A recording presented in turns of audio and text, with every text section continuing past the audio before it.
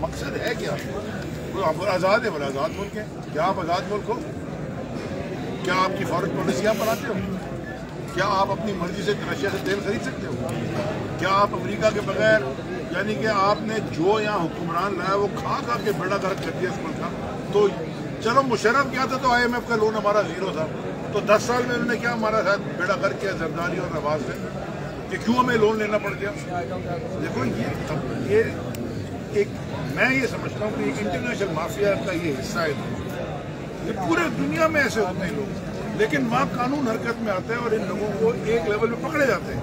ये जरदारी इस मुल्क का सदर बन गया था, यानी कि सोचो आज कामरान टसूरी सिंध का गवर्नर है।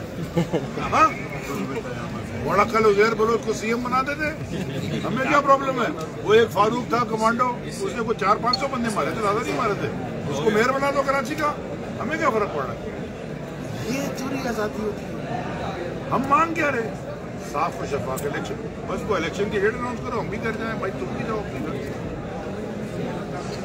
समझ आ गई?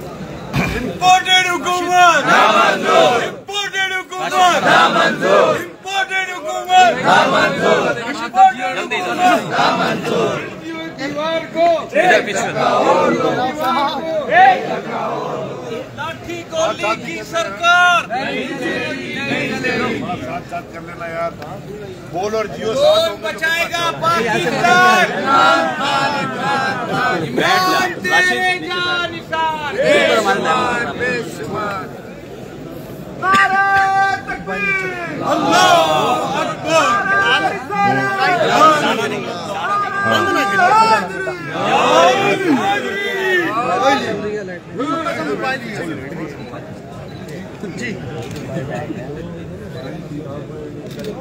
बिल्कुल, पाकिस्तान तहरीक इंसाफ के लॉन्ग मार्च में सिंध से साबिक वफाकी वजीर की ज़ेर क़यादत निकलने वाला काफिला खानेवाल पहुंचा है।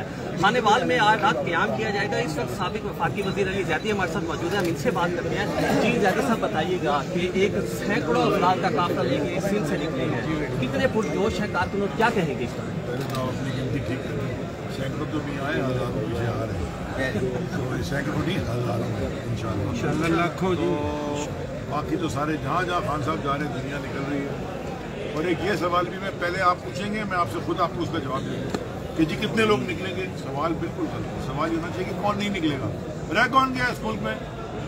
वो जो चंद PTM के चोर और उनका जो कुछ लोग हैं जो उनके साथ चोरी करते हैं, उनके अलावा इस मुल्क में इमरान खान के खिलाफ है कौन? यानी कि सब इमरान खान के साथ है। सबको समझ आ गई है ये जो 26 साल 27 साल का सफर खान साहब का है, सबको अब समझ आते हैं। जो बच्चे देखो ना आज जो अब आपकी आपकी क्या उम्र है? ये हमारे सेकेंडरी जनरल क्या होगी? 37 तो 92 वर्ल्ड कप में तो ये कितनी उम्र थी? 30 से 7 साल के थे ना, तो वो तो क्रिकेट भी नहीं खेल रहे थे उसमें। इमरान खान एक फिनोमेना है। देखो दुनिया में ना, ये मैं बहुत काम की बात कर रहा हूँ और हम इतने सारे खड़े, मैं आप सारों को एक चीज समझाना चाहता हूँ। हमेशा याद रखो, अपनी तवक्कुआत मत बढ़ाओ, अपना कद बढ़ाओ। जो मैं आपसे बात कर रहा हूँ सुनो, पूरी दुनिया की तारीख उठा लें, बहुत कम लोग होते हैं जो कोई 2 चीज़ों में कामयाब हो जाए। पहले तो बहुत कम लोग थे कोई एक चीज़ में कामयाब हो जाए। वो एक चीज़ में कामयाब होते हैं, वो अपनी लेगेसी छोड़ जाते हैं। अगर कोई 2 में कामयाब हो गया तो बहुत बड़ा आदमी होता है। तो इमरान खान तो 5 चीज़ों में कामयाब हुआ है। क्या क्रिकेट में अपने कामयाब नहीं हुआ ना? तो और कितने क्रिकेटर हैं जो वर्ल्ड कप, बहुत दुनिया भर में क्रिकेटर, उन्होंने और क्या किया है क्रिकेट के बाद? कमेंट्री कर ली।